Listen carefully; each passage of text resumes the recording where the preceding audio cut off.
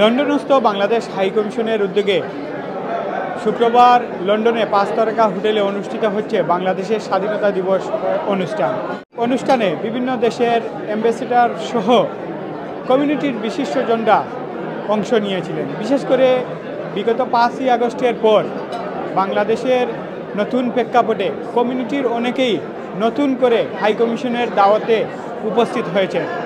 দীর্ঘদিন পরে কমিউনিটির বিশিষ্ট ব্যক্তিরা হাই কমিশনের দাওয়াত পেয়ে অন্যরকম অনুভূতি জানিয়েছেন। আমরা জানার চেষ্টা করব বিস্তারিত।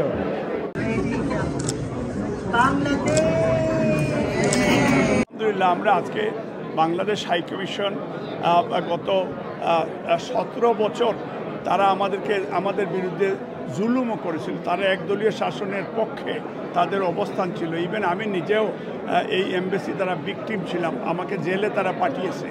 আমার বাড়িতে 2বার রাশিয়ান হিটম্যান তারা পাঠিয়েছিল এবং এইখান থেকেই নীল নকশা তৈরি করে বিনা ভোটের মেয়র, বিনা ভোটের এমপি তারা আমার সিলেটের বাড়িতেও আগুন সংযোগ করে ভাঙচুর করেছিল। কিন্তু 16 বছর পরে আবার আমাদেরকে এই বর্তমান এই বাংলাদেশ হাই কমিশন, কারণ আমরা এটা বিশ্বাস করতাম বাংলাদেশের প্রথম প্রেসিডেন্ট, স্বাধীনতার ঘোষক শহীদ রাষ্ট্রপতি জিয়াউর রহমান, ওনার ঘোষণার মাধ্যমে এই দেশের পতাকা যুদ্ধের মাধ্যমে আমরা পেয়েছি। আমাদের mother of democracy Begum Khaleda Xiao উনি দেশের জন্য, গণতন্ত্রের জন্য যুদ্ধ করেছেন। আমরা চাই যে বাংলাদেশে সেই সাম্য, মানবিক মর্যাদা, সামাজিক ন্যায় বিচার ফিরে আসুক। আজকে আমরা এখানে যেহেতু আমাদের দল ডক্টর ইউনূস সাহেবকে সহযোগিতা করছে, এখানেও আমাদের হাই কমিশনার, আমাদের ভারপ্রাপ্ত চেয়ারম্যান সাহেব, আমাদের দেশনেত্রী বেগম খালেদা জিয়া, ডক্টর জাহিদ, আমাকে এবং আমাদের দলকে ওনারা সরাসরি আমন্ত্রণ জানিয়েছেন। 71-এ আমরা যেভাবে পিন্ডিকে আমরা বিদায় করেছিলাম, 24-এ তেমনিভাবে দিল্লিকে পরাভূত করে বাংলাদেশ যে মর্যাদার আসনে প্রতিষ্ঠিত হয়েছে, আজকের এই বাংলাদেশ, এই বিলাতের এই যে বাংলাদেশ, এই যে ঐক্যবদ্ধ যে বাংলাদেশ, সেটি অমলিন থাকবে। এখানে সেই মর্যাদায় প্রতিষ্ঠিত হয়েছে। দীর্ঘদিন পর জাতীয় দিবসে বাংলাদেশ হাই কমিশন থেকে দাওয়াত পেয়েছি, নিঃসন্দেহে একটা আনন্দের বিষয়। কিন্তু চিন্তার বিষয় হলো যে দেখেন, গত 15-16 বছরে হাই কমিশনকে একটা দলীয় কার্যালয় হিসাবে বানিয়ে ফেলা হয়েছিল। আসলে দেখেন, হাই কমিশনের একটা ব্যাটিং সিস্টেম থাকা দরকার।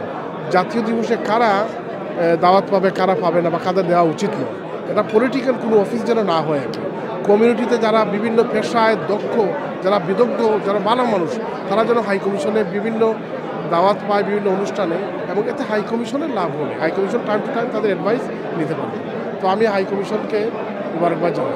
Great feeling that we're here after 16 years, and we want this High Commission not to be biased towards any party.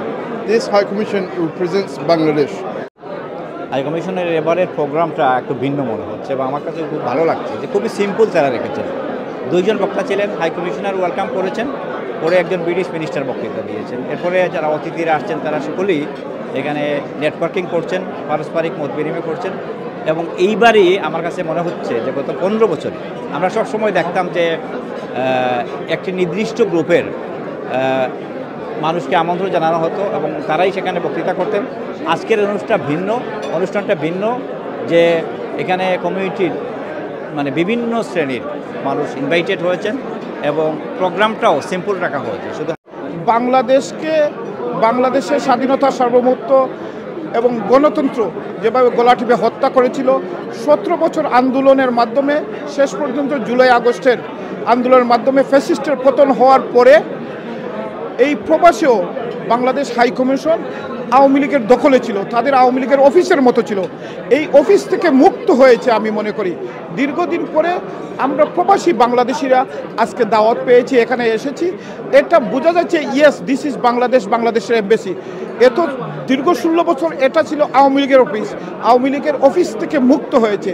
আমরা চাই প্রবাসে এই যুক্তরাজ্যে বাংলাদেশ এমবেসি বাংলাদেশের এমবেসির মতো থাক।